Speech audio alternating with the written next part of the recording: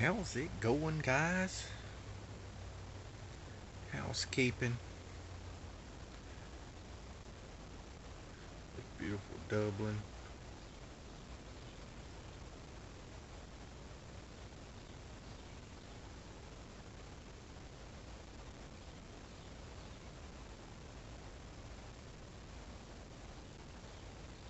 And in it,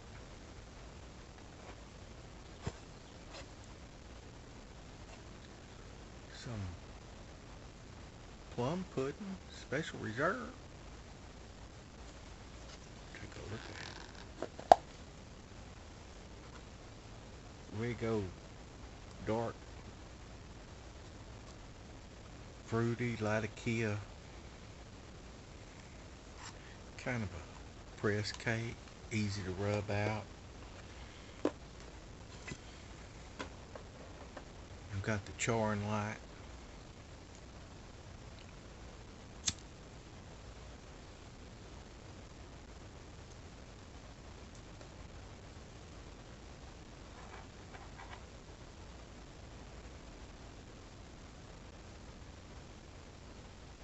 Mm. Little nail aluminum temper from China.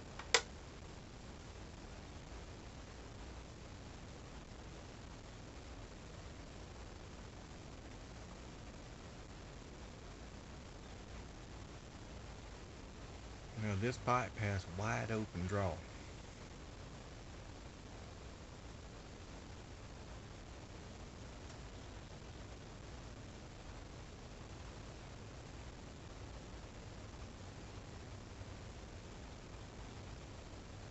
I hadn't smoked it in a good minute, so it's nice and dried out. Uh, the wood is, not the tobacco. The tobacco's nice and moist. It's been raining here for a minute. uh, we have the house all opened up. It's like 68, 70 degrees outside.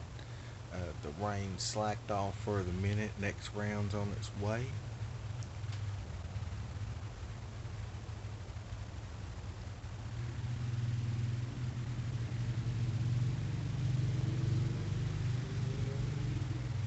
Kids are out on the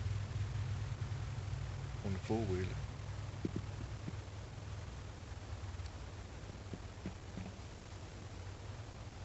Roads have nice big puddles on them, and some of the lower parts of the roads there's water going over it, so it's gonna be a fun ride for them.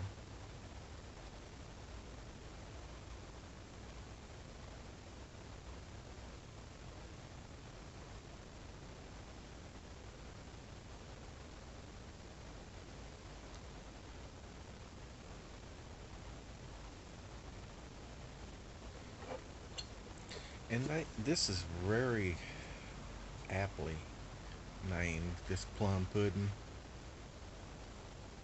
I don't know what the special reserve is about it. Let's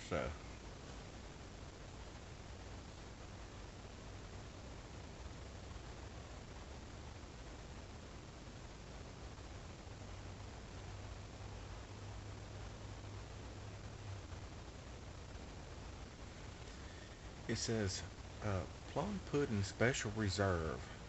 For years, master blender Joe Langford wanted to make a special reserve edition of plum pudding, but he waited. How to improve upon perfection? The rarest leaf helped created the result. Pressed in cakes, aged longer and cut into plugs for you to slice or crumble as you desire. This is Joe's favorite way to enjoy pressed tobacco.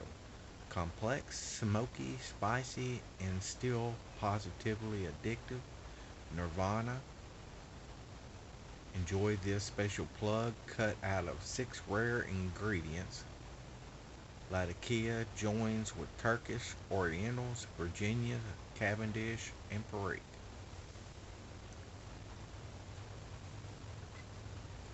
So uh, we've got a fly buzzing us. So the blend itself, as you can read with 6 ingredients, is really busy.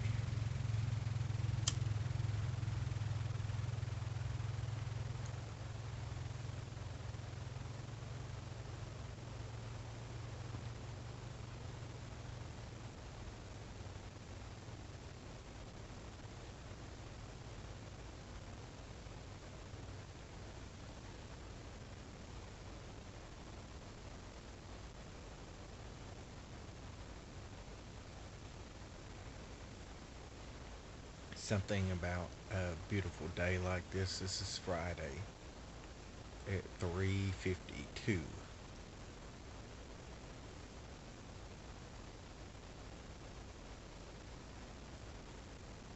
Having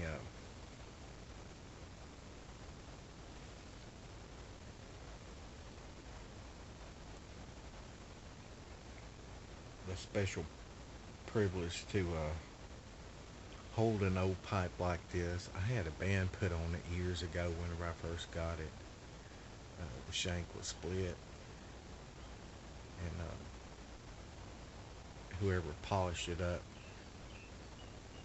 it's looked beautiful for years. It's just starting to show some finger wear in the wax.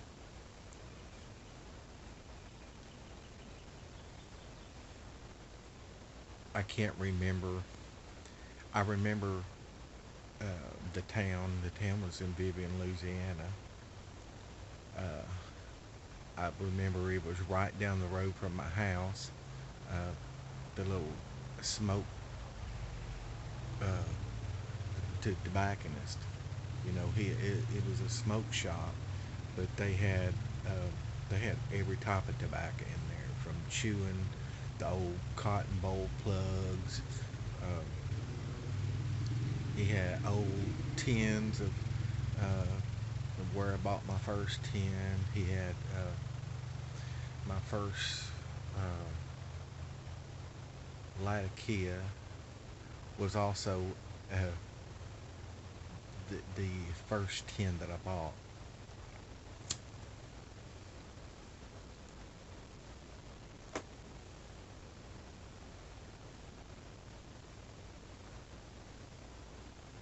And it said Latakia, McBaron Latakia. Uh, it was a painted tin. It was many moons ago.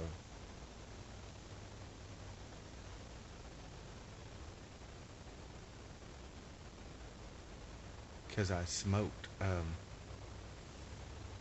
Captain Black Original, and if I deviated from that, I would normally uh,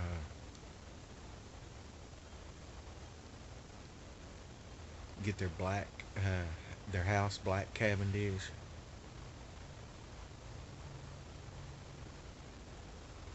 Sugar Barrel, or Carter Hall. And if I went for something else, kind of aromatic, it would be Middleton Cherry.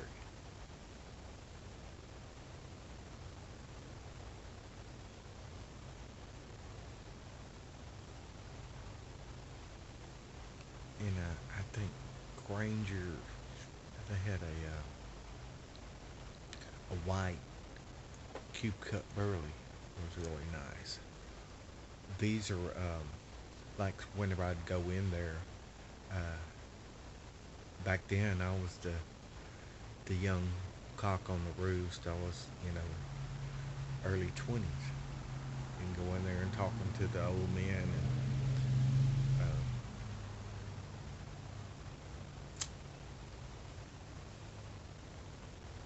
uh, been enamored with pipes since I seen The Hobbit, and Pipes and Tobacco magazine helped me. Uh, there's nothing like experience, but you can also get knowledge from books and stuff that help you hone your experiences and help you kind of be able to uh, talk in layman's terms and not be just a boot, a greenhorn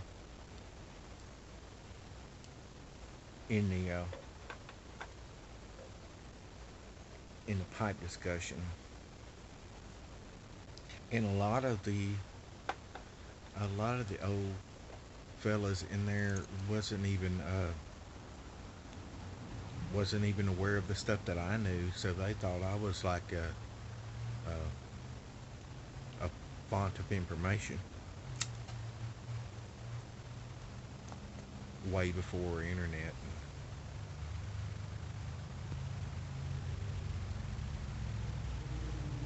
become a viable tool.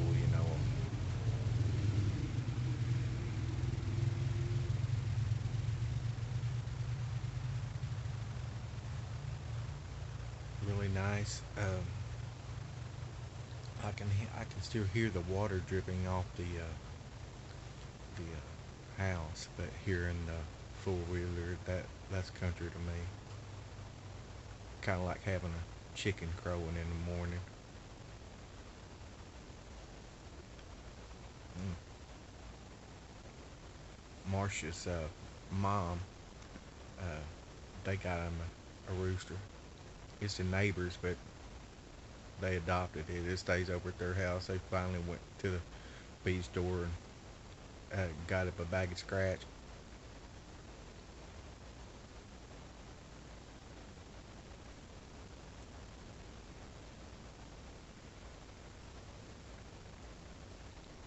For people who like complex blends, this is definitely one to try.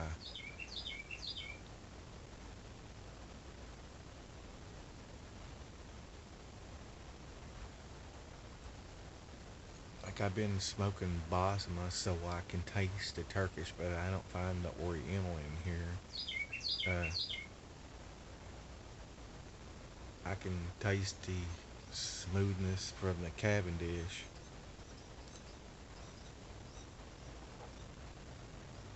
Don't really pick up the pepperiness of the Perique, but it's probably what gives it that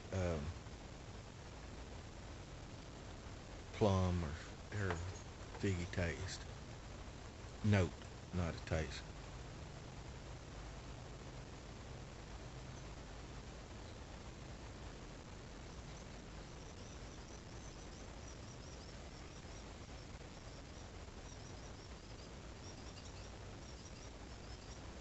See, what for me, for people who have a singular blend, and they don't smoke anything else, you can tell when there's small variance in the batch itself. And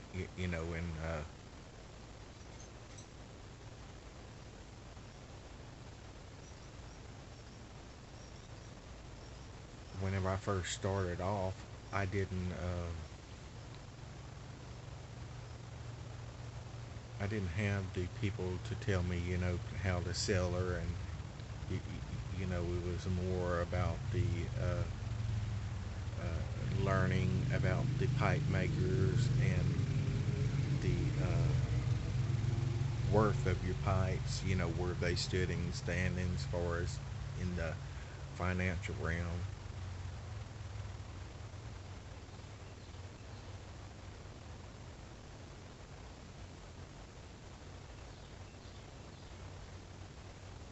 Back then, J.T. Cook and Lars Iverson, uh,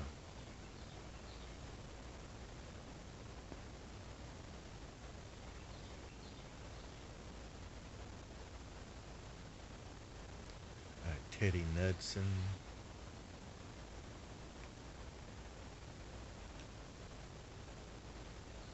Preben Holmes. They was uh, they was like our today uh, Jason Mouton, uh, Chris Kelly, Simon London Collin,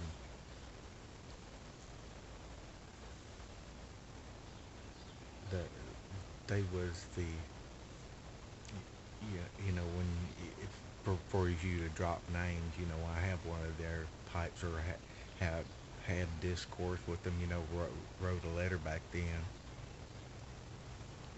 and now you can talk to Simon or Jason or any of them, pretty much any day of the week. You might not get a response to them. After you get over 1,000 subscribers, and in the pipe industry, they're I mean, in the pipe community in YTPC, the conversations are really important, and they're really, if someone takes the time to write to me, I'm gonna write them back, and I build friendships for life from that. In the same way, in the gaming community, uh, the our old school gamers, I'm still in contact with the ones whenever I started the channel, and friends that I've made, Rob, Maximum RD, Mark Vahi up in the cold country. Well, Rob's kind of he's in British Columbia. Dumez, he's also British Columbia. My old friends used to sit, and talk with them like I'm talking with y'all now about pipes.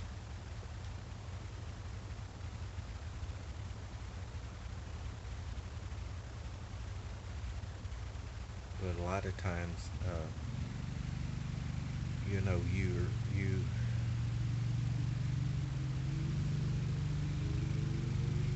try to not just say, you know, what your feelings are, what's going on, but it's more about telling how your life is,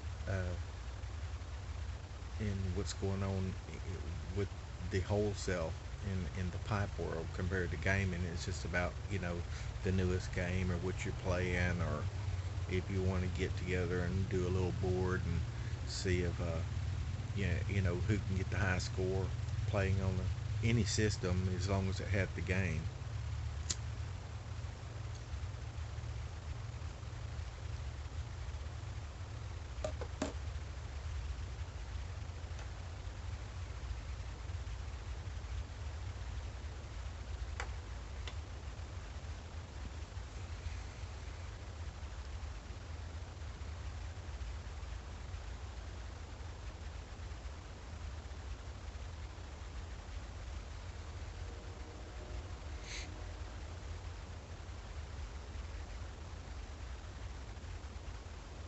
There's so much moisture in the air that this is burning so cool and slowly. Like, this is 18 minutes and 30 seconds into it, and I barely even put a dent in this bowl, and this bowl isn't that big. It's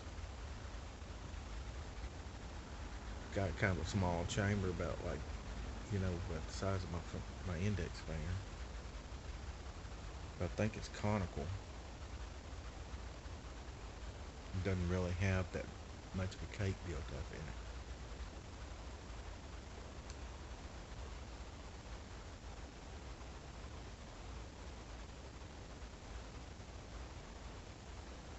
But the rotation to me is like rereading a book or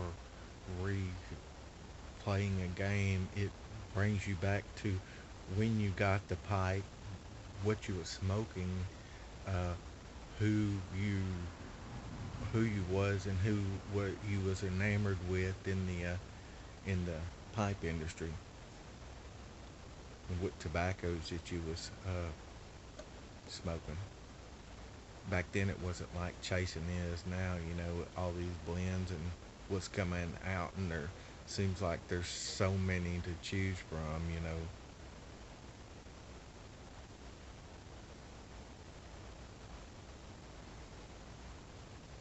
all just with different little uh, perks and twists to the same blend. Essentially, you can only have so many blends. You know, there's the specific amount of tobaccos and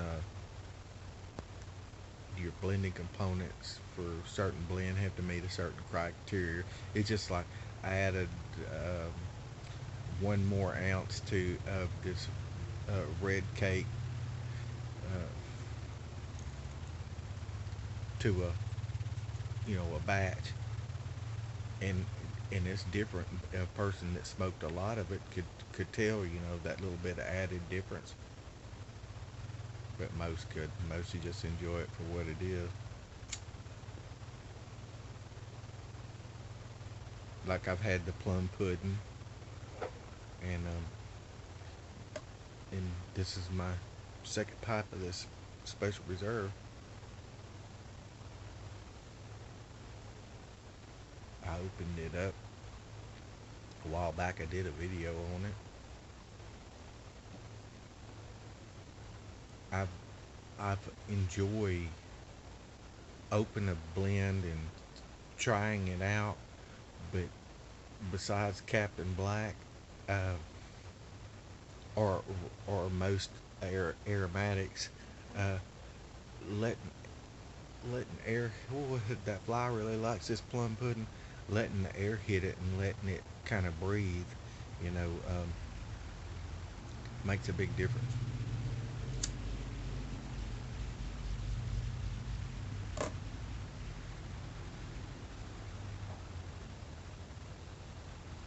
I think it's somewhat akin to when you take a whiskey or a wine or sherry from a cask and you put it in a bottle.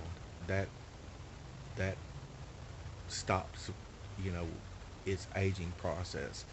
Just the same difference as you pulling it out of a sealed environment. It ages, but something else happens whenever oxygen hits it again. Hard to describe, but another cool experience for you to chase. I hope you enjoyed, and hope the four wheelers and the kids didn't bother you too much. Peace out from Texas.